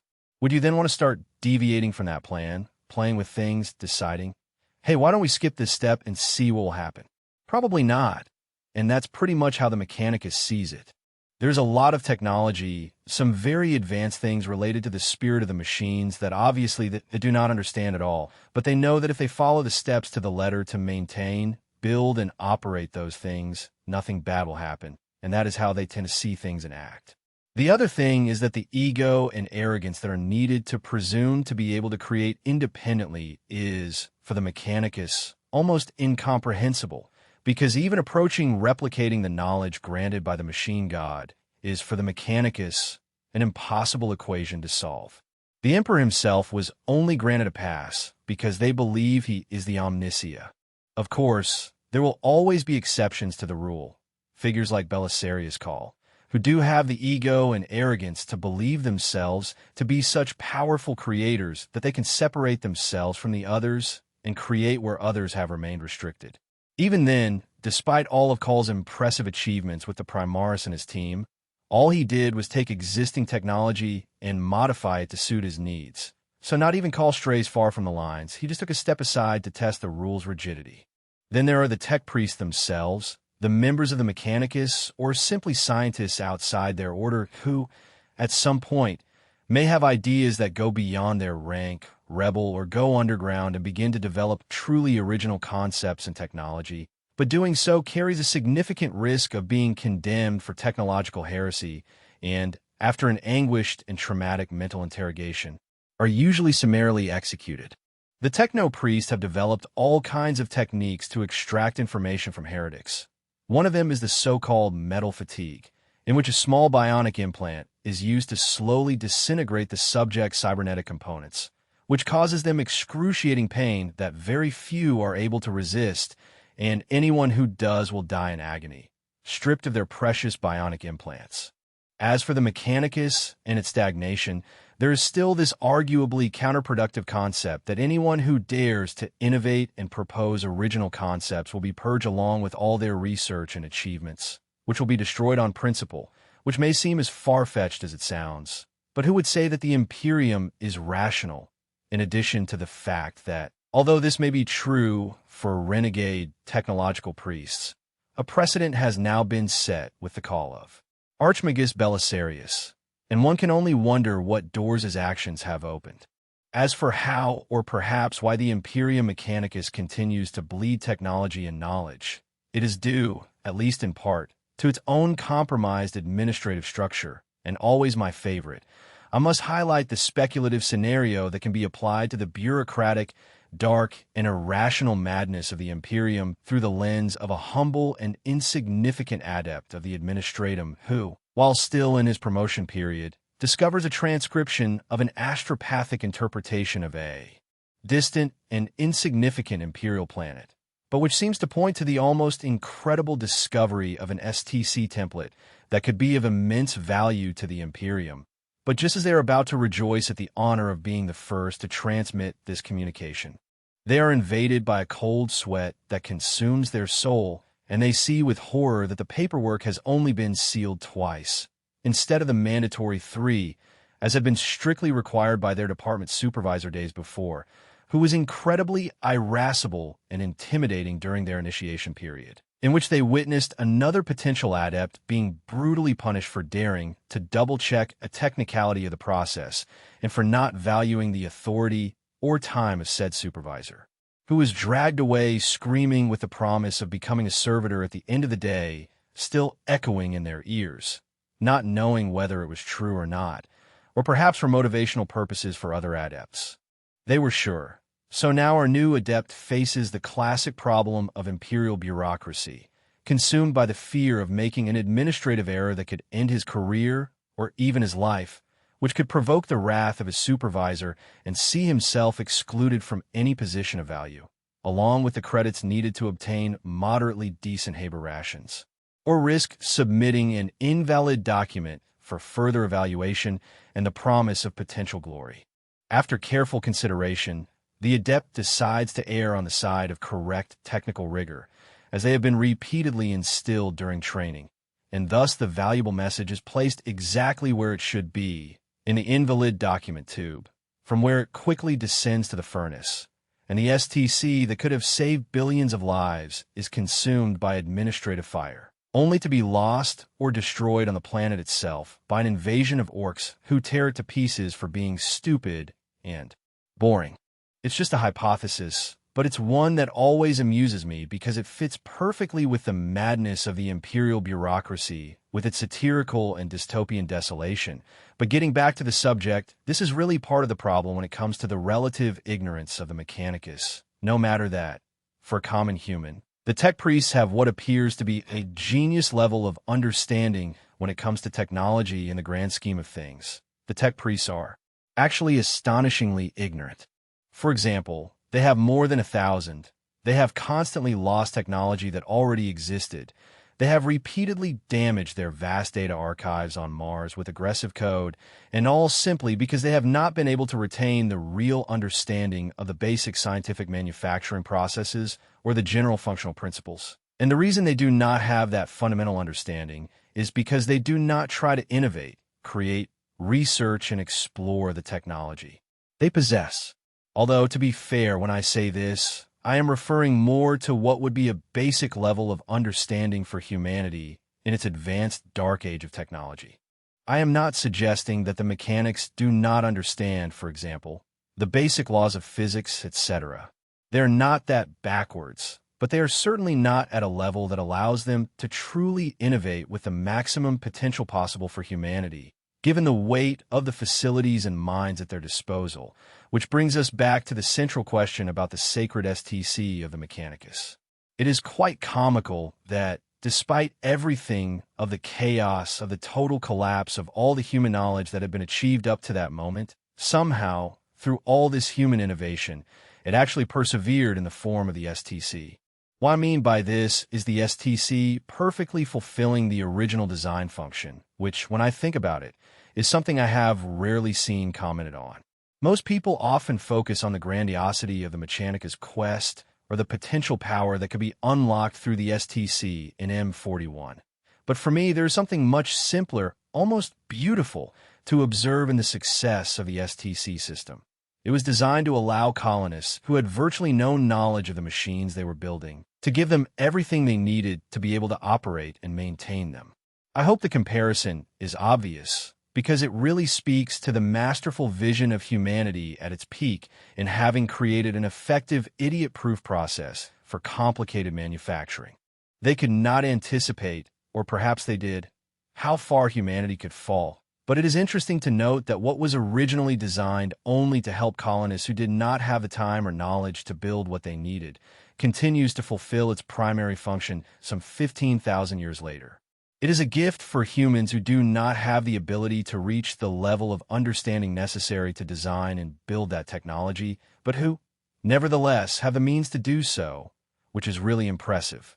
Finally, the STC system itself has continued, at least to some extent, to prevent human civilization from collapsing even further than it otherwise would have, as it represents a form of advanced technology sanction, perhaps technology that would never be considered as a potential project by the Mechanicus. Because not only is there this resistance between the Mechanicus to research and innovate, but also this deep fear of inadvertently creating something new that accidentally leads to their own destruction and that of humanity in general. Given the history, it is not really an entirely irrational fear, since it is clear that humanity has created technology in the past that ended up being far from beneficial. They are not really counterproductive, but at the same time, flatly prohibiting exploration of specific areas of technological development is a rather limiting factor, especially if you take into account the countless enemies of humanity who do not impose such restrictions. This is the disparate aspect of the Mechanicus in comparison with the zenith of humanity, or even the most recent achievements of the Omnissiah itself. But of course, therein lies the problem for them, because the Mechanicus consider that all this is perfectly fine. In fact, it is more than fine. They see it as the true order of things, and some of those principles originate through their faith in the machine god and all the dogmas they profess. But a considerable part of their reluctance to participate in a level of research, learning, and true understanding that would at least begin to raise them to a higher level, even if it did not come close to the achievements of the Golden Age, comes purely from their fear of accidentally losing control of something and not being able to anticipate the consequences of it being some type of energy technology, a weapon, or some type of artificial intelligence. And this fear of the unknown is, for a people obsessed with getting closer and closer to the perfect form of logical thought and mechanical construction, at least in theory, it is still somehow too human. Music, the contemporary Mechanicus, remains as integral a part of the Imperium as it has always been. Humanity faces enormous threats throughout the galaxy, and the appearance of the Great Rift, the Cicatrix Maledictum, caused multiple considerable and immediate threats, including plunging a large part of the Imperial territory into darkness, a flood of warp energy that emerged from it and activated ancient protocols in the Necron Tomb worlds, which often seem to emerge significantly in the Forge worlds, causing devastation. For this reason, among others, Mars ordered all its Forge worlds to significantly increase the production of war material, which led many to use such enormous amounts of resources that they needed to launch small fleets of ships to track entire systems in search of said resources to feed their insatiable needs. These missions often encountered problems when Xenos were discovered to inhabit areas considered rich in resources for the Forge worlds. An example of this is the Rustfield asteroid belt, rich in resources, but also in settlements of the Orcs, who happily enjoyed the rich mineral deposits and who clashed with fury with the Mechanicus, who would subsequently initiate a long war to expel them from the field and retain access to critical resources. Call had been commissioned, after the heresy, to develop new and more powerful space marines using the pure and basic genetic seed, and even had access to the information used by the Emperor and his genetic rights to create the original Astartes. Call went beyond his mandate and produced not only this new version of the Space Marines, the Primaris, but also the hardware to supply and support them with all kinds of equipment. Interestingly, this new hardware largely conforms to the restrictions imposed by the Mechanicus religion, but only just. Much of the hardware produced by Call already existed to varying degrees, and he improved it or gave a new use to adapt it to the new Primaris Marines. But to give an idea of how resistant the Mechanicus are to new things, even this was enough for many to declare him a heretic, guilty of some of the worst abuses against the Mechanicus cult. For others, however, he is a visionary and someone who could lead a new era of power for humanity, sanctioned by the authority of the Lord Commander of the Imperium. Guilliman Call is a strange, enigmatic, and undoubtedly eccentric individual who rebels against the status quo. He is, without a doubt, the closest thing to a true scientist in the Imperium of 41, and given that he has a very weak tolerance for the restrictions that the Mechanicus has imposed on himself, this is something that the Primarch Guilliman seems to appreciate and fear in equal measure, since he understands that the valiant quest of a person, the valiant search of a person, can become another spectacular fall into heresy. For example, early in his life, when he was already a very gifted member of the Mechanicus, Call performed surgeries on his own brain to increase his intelligence and began his long path towards rejecting much of the Mechanicus dogma. There's much more to tell about Call's specific history, but I highly recommend reading or listening to the excellent story Belisarius Call, a great work that is one of my favorites and explores his early life and how he became an individual with so much power in M41. Call wields great power within the Imperium Mechanicus, but has not yet been able to claim the post of Fabricator General of Mars. His leader, something he has been continually requesting from Guilliman since completing the Primaris project, and that many would argue is rightfully his. Robot Guilliman, although he may seem bland and mediocre to some, could never be described as an impulsive man or pressured to resolve a complex situation, especially one so politically sensitive that involves a balance of power that could destroy humanity if handled incorrectly. Of course, there are many in the Mechanicus who have a very strong opinion about Call, especially some who see his actions as those of a heretic. Guilliman understands that, like his feelings towards the ecclesiarchy, the general order of the Mechanicus does not feel a great love for Call, and seeing him as the general leader of the Mechanicus could provoke another schism, a civil war within the Mechanicus that could very well, directly or indirectly, cause a catastrophic collapse of the Imperium. So, although Call has not been given full control of the Mechanicus, he is still an Archmagos Dominus in designation and has significant power. He is essentially a high-ranking member of the Mechanicus, but he actually has much more than that, and not only because of his millennia of accumulated knowledge, part of which he now has to start discarding every 500 years or so, because his memory cores can no longer house the enormous amount of knowledge he has acquired. One of the smaller internal political problems is his designation as Magos Dominus, since it was originally established as a member of the Mechanicus who would demonstrate exceptional skill in war.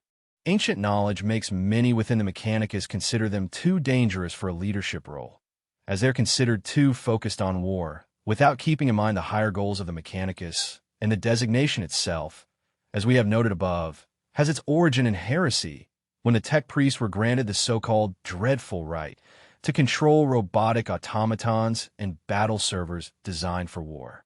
These were, and remain, quite suspicious, as they bordered on the definition of AI.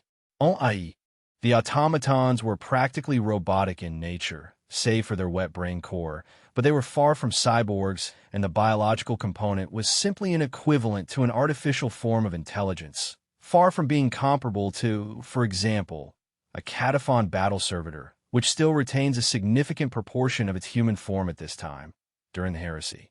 In addition, battle automatons were much more devastating in terms of their power and weaponry than, for example, the Castellan robots. However, Call positioned himself in an important role within the Mechanicus and the Imperium in general. His story spans millennia, and is particularly interesting for his ability to merge his consciousness with that of other empowered as a means of prolonging his life, combined with a constant increase in his biological self, which he always resisted for a long time. But in the M41 period, Kull is now undoubtedly more machine than man, not only because of his heretical lineage and his designation of warmongering rank, which probably limits his progression in the eyes of the most veteran members of the Mechanicus, but he has carved out a powerful role that he continually tries to leverage against Guilliman and, despite not having obtained the desired position of Fabricator General of Mars, and even after the revelation of his grandiose project that involved the official approval of the Primaris Marines, he continues to push and explore the limits of knowledge and understanding of humanity. And that is something really incredibly important, because it includes the understanding and exploration of the material known as Noctilith or Blackstone, since Kull believes that it is fundamental to understanding and protecting the future of humanity, something that has led the Imperium into an increasingly narrow conflict with the Xenos race known as the Necrons or the Necrons. But it is not an exaggeration to say that potentially the fate of humanity is in the hands of the Belisarius Corps, and the revelations that follow in the light in the contemporary Imperium are very interesting to observe. Music, of course, there is a dark side to the Mechanicus. During the Horus Heresy, the Mechanicum was divided, and half its forces, led by the then Fabricator General Calberhal, swore allegiance to Horus. This is how, of course, I have often pointed out, the Adeptus Mechanicus was founded by the loyal refugees in Terror, who were eventually able to recover and liberate Mars. But the specter of the Mechanicum that escaped persists, along with the rest of the traitors who fled to the Eye of Terror. But in the period of M41, with the Great Rift tearing the galaxy and the forces of chaos on the move once again, the terrifying prospect of the Dark Mechanicum making its presence felt more strongly within the material galaxy becomes a real possibility. Currently, the Tech Priests and Dark Mages have sold their souls to the cult of the Dark Gods of Chaos and continue to serve and maintain the war machines and weaponry of the Traitor Legions and the other forces of chaos, including the Traitor Legion of the Titans, with equal fervor. Unlike the members of the Adeptus Mechanicus, the Dark Mechanicum believes that their brothers of the Mechanicus will be unable to achieve their true goals, as they will never be able to fully understand the divinity that is true knowledge if they turn away from the secrets offered to them by the Dark Gods. Nor do they show any qualms about experimenting with technology, even adapting STC or other forms of sanctioned and unsanctioned Imperial technology, which often leads them to recreate or bastardize creations from the Dark Age of technology, such as the Silica Animus or the Anima Mori. Much of this technology often involves some form of AI and reveals fragments of information about the humans of that era. Even if it only suggests to us what the true purpose of the technology was, the Dark Mechanicum remained a staunch enemy of the Mechanicus, as they consider the Omnissiah to be embodied in the power of undivided chaos, rather than in the Emperor of humanity. Recently, we have also seen the emergence of demigods, such as Vashtor the Archaphane, who is technically not related to the Dark Mechanicum, but in my opinion could well be, as he represents everything they stand for, and it is speculated that the vast RA began to emerge in the warp during humanity's devastating collapse at the end of the Dark Age of technology. It is very obvious that the Dark Mechanicum wished to see the destruction of the God Emperor, whom they believed to be a false prophet who, alone, had deceived the followers of the Mechanicum and caused this division among them. There is much to be learned about the specific individuals and exploits of the Dark Mechanicum, but that is something for another day. For now, they continue to supply the traitors with demon engines and maintain the Titans that have turned away from the light of the Omnissiah and the Knights of Chaos. In addition, they have remained hidden in the warp for a long time, appearing only on demon worlds or on specific missions in material space. But one wonders how long this can continue, and when the galaxy will have to face the nightmare spectacle of the all-out attack of the new armies of the Dark Mechanicum, including the hellish discoveries and the potential for, once again, constructs with artificial intelligence to wreak havoc on humanity. Music strange. Music vast power throughout the galaxy of the Imperium. In some hive worlds, where the population and governing bodies depend on the Mechanicus for their existence, They're often granted even more respect and power than officials of the Adeptus Terra, even more than the Inquisition. The Adeptus Mechanicus are a unique entity within the Imperium, an uncommon faction within the human empire of the galaxy, which remains independent, establishes its own rules, and answers to its own leaders, but also retains the sacred duty to protect humanity from the dangers that technology can bring, as no one wishes to see the destruction unleashed by an abominable intelligence or the apocalyptic aftermath seen in the Age of Conflicts. Because, despite their reverence for machines, the Mechanicus cult does not seek to return to the golden age of humanity, now known as the Dark Age of technology. Their ultimate goal is the acquisition of knowledge, so that humanity is perfectly intertwined with machine and man, such as they believe they see in the Omnissiah itself. They despise those who disrespect or waste knowledge frivolously. Then there are those whom they consider even worse. They seek out heretics who offend the machine god with experiments, independent discoveries, research, and, perhaps worst of all, inventions. All Mechanicus, from the lowest slaves to the great tech priest Dominus and the Magi, strive to maintain the position of the Mechanicus cult and would go to any lengths to protect it, including sanction, death, destruction, and open war, because they know the ultimate truth of the galaxy. Knowledge is power, and power in the galaxy of the endless M41 is a dangerous thing.